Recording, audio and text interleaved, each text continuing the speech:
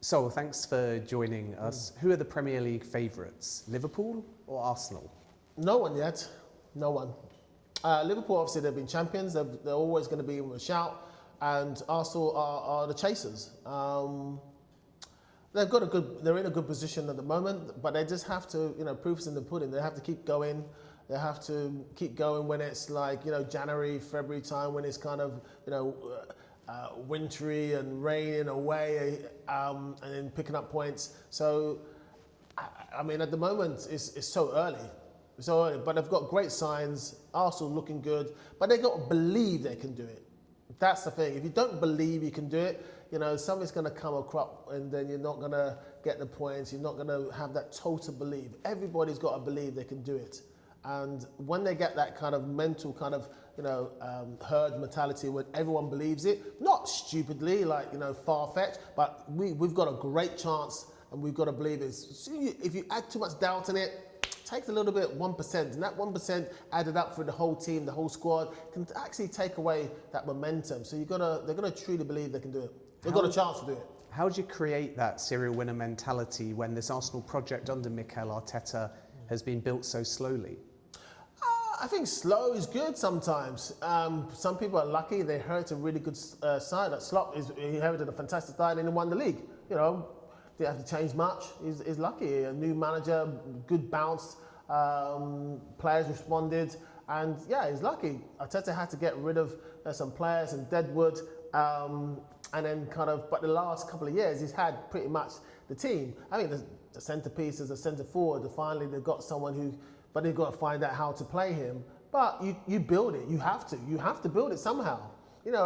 I went to Arsenal, I've not won anything, yeah, they won before, but every year is different. You've got to believe that you can do it, and, you've got to have the players around where the quality can do it, and you have to manifest it, you have to make it.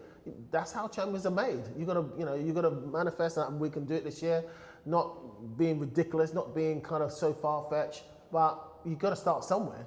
Everybody starts with nothing, and then you've got to build and create something. A word on defenders. How important to tie down William Saliba?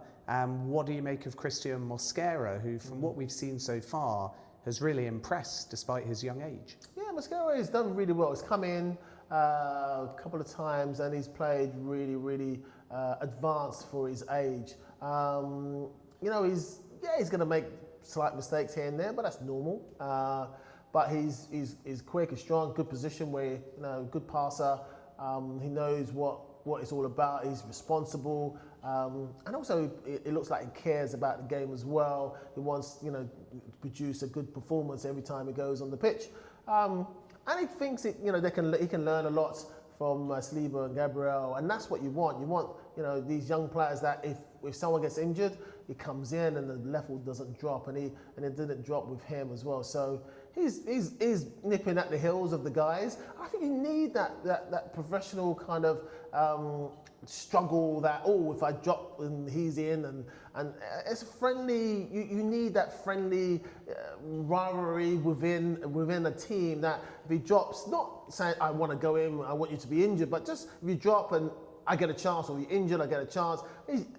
I think you need that. You need that pull and push, and maybe keep everyone on their toes. And I think it's important for a football team, because sometimes you can drop off a little bit, and then the performance just drops off, and it takes a little edge off you. And I think that's the difference you need at the end of the season to win something. And with Saliba, the renewal is as important, isn't it, as a new signing?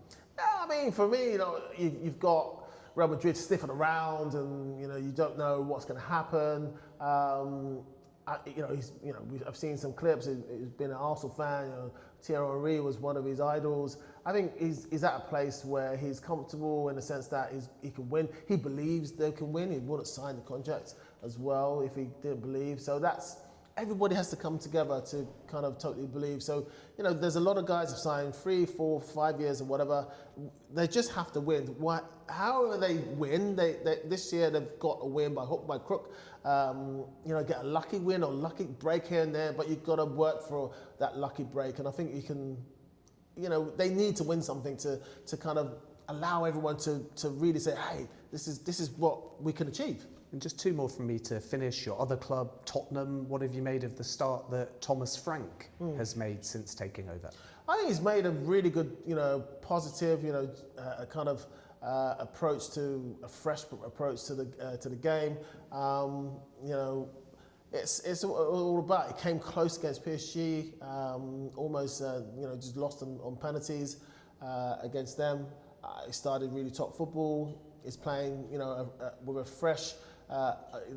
With fresh eyes upon it, and maybe he's doing something simple in the sense that allowing players just to be a bit more freer, maybe taking a bit more pressure onto him, more pressure on him and less pressure on the players. I think it's been a great start for them, and it's an early start. Who knows what's going to happen? But the main thing is it's positive.